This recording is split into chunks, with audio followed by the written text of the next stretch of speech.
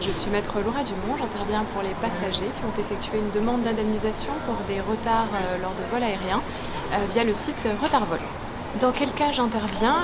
J'interviens de mon côté lorsque les tentatives de règlement amiable se sont soldées par un échec. Certaines compagnies effectivement sont parfois très réticentes pour respecter le règlement européen et donc je suis obligée de les contraindre en les assignant devant les tribunaux. Alors, les délais sont assez longs. Il faut compter entre 6 mois à 1 an pour obtenir un jugement, 6 mois de plus pour obtenir l'exécution du jugement de la part d'une compagnie aérienne. Et cela dépend en règle générale de l'engorgement des tribunaux. Il faut savoir qu'à Paris, on a créé une audience spécifique pour les contentieux aériens et donc on arrive à avoir des jugements plus rapidement. Mais pour le reste, cela reste des procédures assez longues. C'est pourquoi, en règle générale, nous transigeons avec les compagnies, ce qui permet d'avoir des accords assez rapides et donc une indemnisation beaucoup plus rapide. Dans la majorité des cas, nous obtenons des jugements favorables, je dirais de l'ordre de 99%.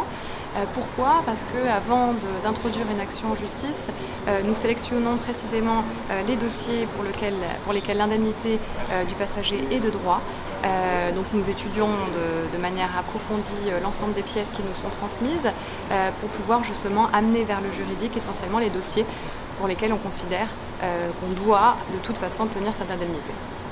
En plus de l'indemnisation forfaitaire, prévue donc de 250 € à 600 € par passager, nous arrivons, difficilement certes, mais nous y parvenons. Nous obtenons gain de cause pour des demandes liées à la résistance abusive, les frais d'hôtel, d'hébergement, mais également l'absence de remise de notice informative qui doit être adressée aux passagers lors de retard. La stratégie de certaines compagnies aériennes est de ne jamais indemniser les passagers. Tentent de gagner du temps en espérant que le passager interrompe toute demande. C'est pourquoi les passagers font appel à des sociétés de type Retardvol pour pouvoir obtenir gain de cause amiablement. Lorsque ces démarches n'aboutissent pas, c'est à ce moment-là que je prends le relais, en partenariat avec la société Retardvol notamment, pour pouvoir obtenir gain de cause pour les passagers devant les tribunaux. La jurisprudence européenne et nationale évolue plutôt favorablement envers les passagers. Pourquoi? Parce qu'heureusement, nous avons de plus en plus d'avocats qui tentent de défendre les droits des passagers et nous arrivons par ce biais à obtenir de nombreuses décisions favorables et donc à faire avancer les droits des passagers.